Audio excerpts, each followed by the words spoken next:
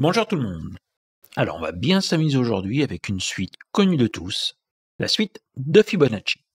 Avec cet exercice de HMMT 2020, les nombres de Fibonacci sont définis par f de 0 est égal à 0, f de 1 est égal à 1, f de n est égal à f de n-1 plus f de n-2, et ceci pour n plus grand ou égal à 2.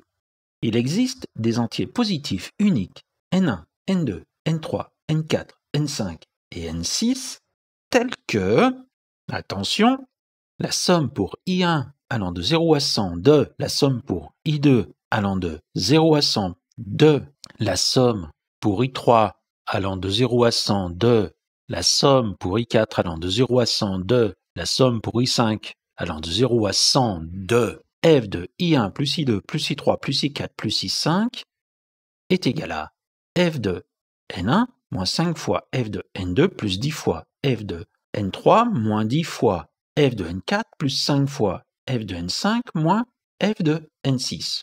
Calculez n1 plus n2 plus n3 plus n4 plus n5 plus n6. Une petite remarque déjà, on commence à utiliser des indices i1, i2, i3, i4, i5 et on se retrouve avec des indices n1, n2, n3, n4, n5 et n6. Ça veut dire qu'il y en a un qui est apparu au cours de la rédaction de l'exercice. Donc, c'est parti. On sait que pour n plus grand ou égal à 1, eh bien, la somme pour i allant de 0 à n de fi, c'est f de n plus 2 moins 1. Je l'ai démontré il n'y a pas longtemps dans une vidéo.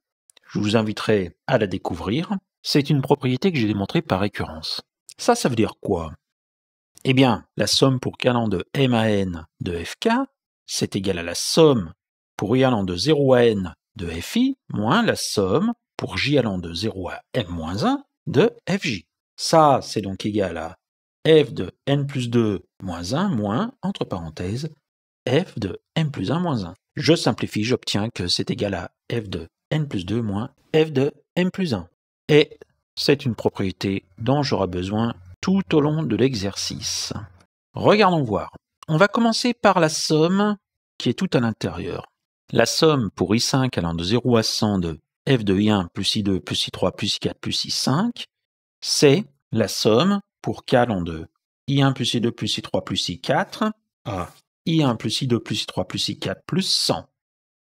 J'ai simplement effectué un changement d'indice. Effectivement, lorsque i5 est égal à 0, i1 plus i2 plus i3 plus i4 plus i5 vaut i1 plus i2 plus i3 plus i4. Et ça, d'après la propriété que je viens de donner, c'est égal à f de i1 plus i2 plus i3 plus i4 plus 102, le n plus 2 de la propriété, moins f de i1 plus i2 plus i3 plus i4 plus 1, le n plus 1 de la propriété. Je me suis intéressé à la première somme, je vais m'intéresser maintenant à la deuxième. La somme pour i4 allant de 0 à 100 de f de i1 plus i2 plus i3 plus i4 plus 102 moins f de i1 plus i2 plus i3 plus i4 plus 1, eh bien c'est égal à la somme pour i4 allant de 0 à 100 de f de i1 plus i2 plus i3 plus i4 plus 102 moins la somme pour i4 allant de 0 à 100 de f de i1 plus i2 plus i3 plus i4 plus 1. Et je me sers directement de la propriété que je viens de donner. La somme pour i4 allant de 0 à 100 de f de i1 plus i2 plus i3 plus i4 plus 102, c'est f de i1 plus i2 plus i3 plus 204, moins f de i1 plus i2 plus i3 plus 103. Et la somme pour i4 allant de 0 à 100 de f de i1 plus i2 plus i3 plus i4 plus 1, c'est égal à f de i1 plus i2 plus i3 plus 103, moins f de i1 plus i2 plus i3 plus 2. Tout ça pour dire que la somme pour i4 allant de 0 à 100 de f de i1 plus i2 plus i3 plus i4 plus 102 moins f de i1 plus i2 plus i3 plus i4 plus 1, c'est f de i1 plus i2 plus i3 plus 204 moins 2 fois f de i1 plus i2 plus i3 plus 103 plus f de i1 plus i2 plus i3 plus 2. C'est assez simple, mais il ne faut pas se tromper dans les indices, c'est tout.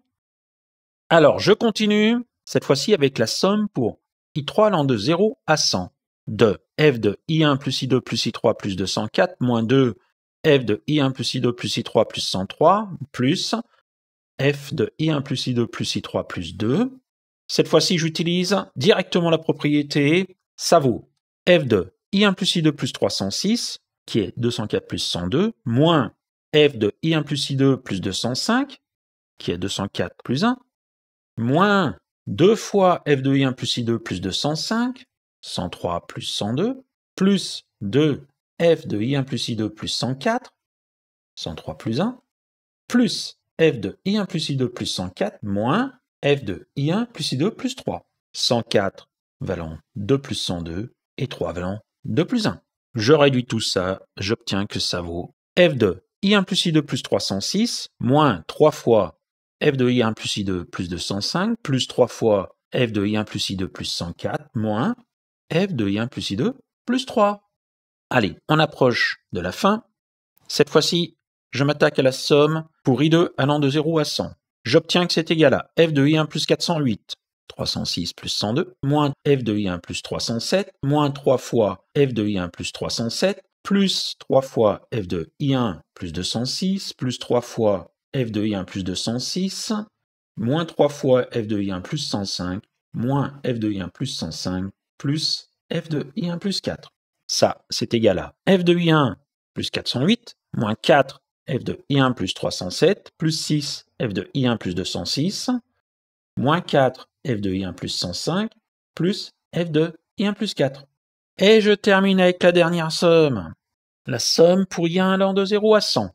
J'obtiens que c'est égal à f de 510, qui est 408 plus 102, moins f de 409, qui est 408 plus 1, moins 4 fois f de 409, 307 plus 102, plus 4 fois f de 308, plus 6 fois f de 308, moins 6 fois f de 207, moins 4 fois f de 207, plus 4 fois f de 106, plus f de 106, moins f de 5, qui est égal, après réduction, à f de 510, moins 5 fois f de 409, plus 10 fois f de 308, moins 10 fois f de 207, plus 5 fois f de 106, moins f de 5.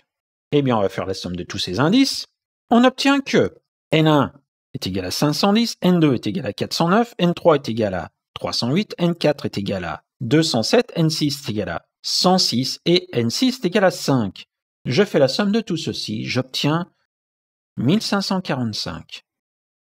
Mais il y a quand même une question. J'ai une décomposition, mais est-ce que c'est la seule possible? Regardons voir. Je vais faire une petite remarque. D'après la formule de Binet, eh bien, f de n, c'est phi puissance n moins psi puissance n sur racine de 5, avec phi qui est 1 plus racine de 5 divisé par 2, et psi qui est 1 moins racine de 5 divisé par 2. f de 510, c'est donc phi puissance 510 moins psi puissance 510 sur racine de 5.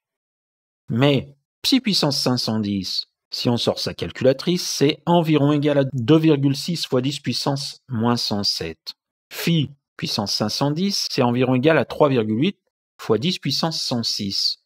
F de 510, c'est environ égal donc à phi puissance 510 sur racine de 5. F de 409 maintenant, qui est donc égal à phi puissance 409 moins psi puissance 409 divisé par racine de 5.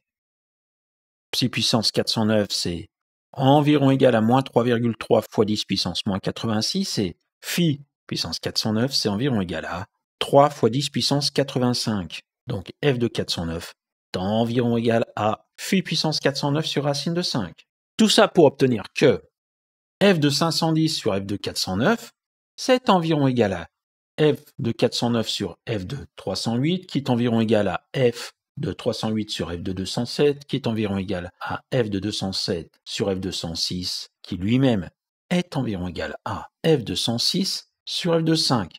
Et tous ces quotients sont environ égaux à phi puissance 101. Donc ça veut dire que f de 510 écrase f de 409, f de 409 écrase f de 308, etc., etc.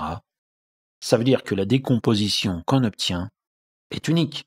On ne peut pas exprimer f de 510 en fonction de f de 409 ou f de 308, etc. C'est pas possible.